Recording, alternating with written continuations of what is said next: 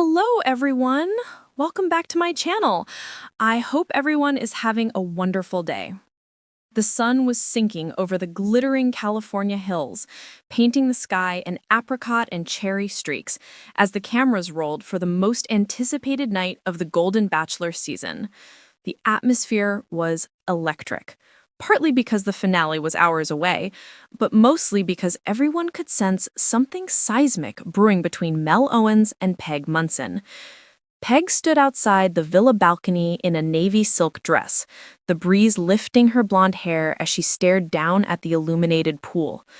She looked calm, composed, elegant. But inside, she was rehearsing, again. No ring without a prenup, Mel. No exceptions. Say it gently, Peg, but firm. This is your life, not a fairy tale. Well, it's a bit of a fairy tale, but even Cinderella needed boundaries. She sighed, shaking off her nerves. At 72, she wasn't about to abandon her life experience or her instincts.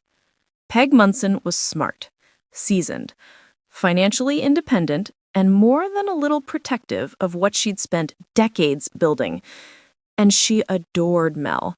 His laugh, his honesty, the way he held her hand like he was rediscovering warmth after years in the cold. But love didn't mean ignoring life's realities. She wanted romance, but not recklessness. Tonight, she was going to tell him. And she had no idea that Mel was rehearsing too, just in a different direction. The night begins. Inside the villa, Mel Owens, 74, was pacing back and forth in a crisp gray suit the producers had practically begged him to wear. He kept smoothing the sleeves, adjusting the collar, trying to slow his heart. "Mel," called producer Jared, holding a clipboard and wearing the worn-down expression of a man who had slept 4 hours in 3 days. Mel nodded. "Jared, does her dress look nice? I heard it rustling down the hall." Jared blinked. "You haven't seen Peg yet?" "Nope," Mel said with a smile, saving the surprise. "I'm old-fashioned like that." If only he knew that Peg had a surprise for him, too. Mel exhaled deeply, rehearsing his words.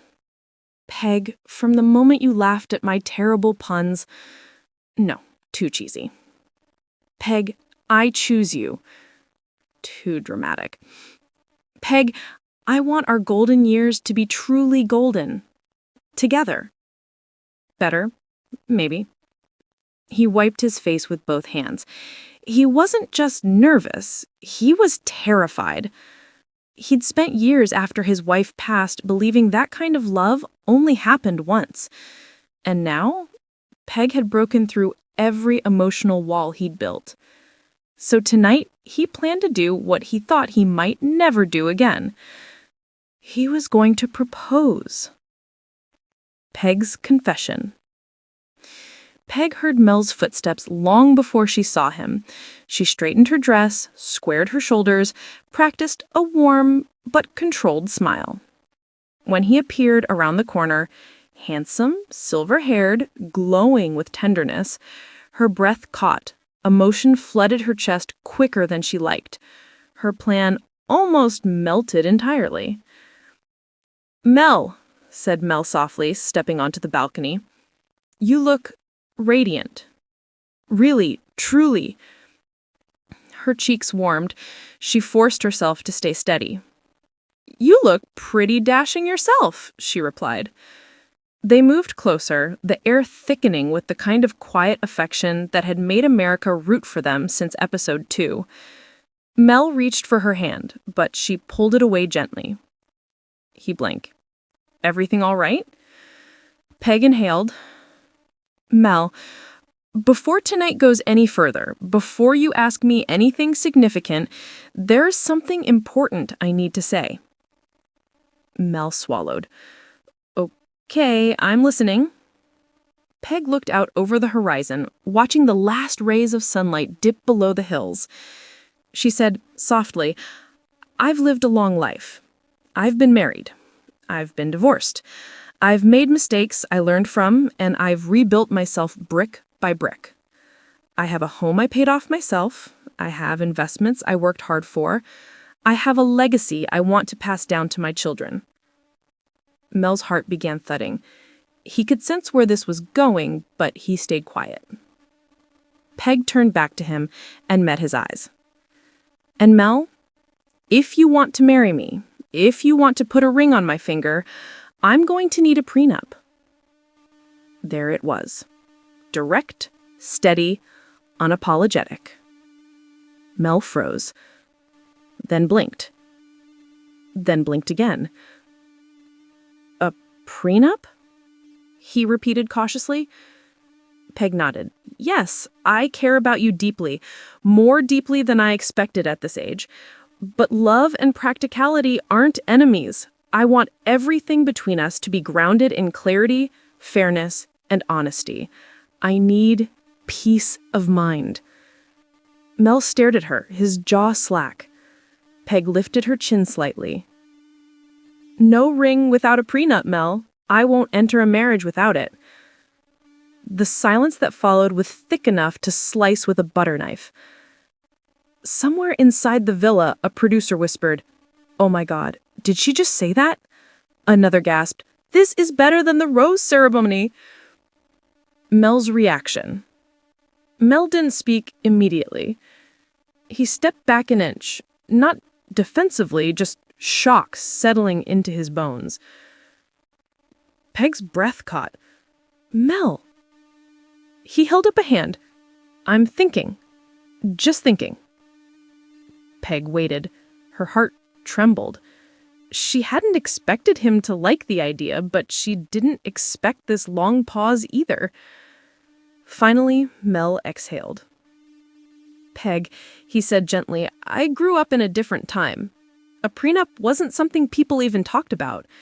And when Linda, my late wife, and I married, well, we didn't have anything to protect. We just had each other. Peg softened at the mention of Linda. It was the first time in weeks Mel had referred to her without his voice breaking. But, Mel continued, I understand why you're asking. I know your history. I know how hard you worked to rebuild your life.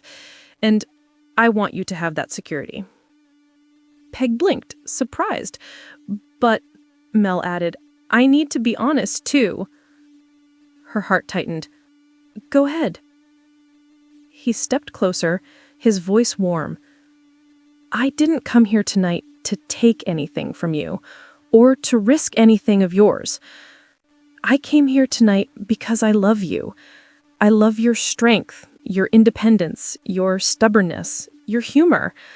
I don't want what you've built. I want you. She swallowed. So if a prenup gives you peace, he slipped his hand into hers, then I'm willing to sign it, happily. She gasped, Mel! But, he added gently, I want us to design it together, fairly, as partners, not like you're protecting yourself from me, but protecting our relationship with each other. She blinked at him, stunned. Mel squeezed her hand. Mel Punson, I don't want your money. I want mornings with you.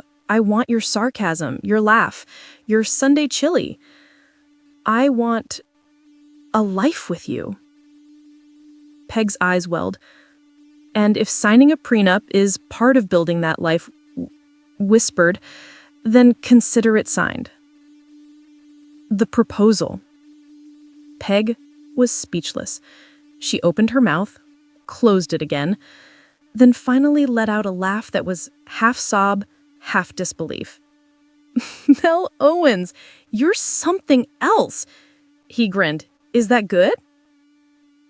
It's perfect. Mel reached into his jacket pocket. Her breath stopped. Peg, he said softly, I've been rehearsing this all day, but I'll say it simply. He dropped to one knee. Peg let out a tiny squeak. Mel said, holding up a delicate gold ring with 3 small diamonds, Peg Munson, you've brought color back into my life in ways I didn't think were possible at our age. If you'll have me, with a prenup, with whatever terms make you feel secure, I would be honored to spend whatever years we have left together. Will you marry me? An hour later, Peg and Mel sat on a small garden bench, champagne glasses in hand, soaking in the aftermath of what would soon become the most talked-about finale moment in Golden Bachelor history. You handled that beautifully, Peg said, leaning against his shoulder.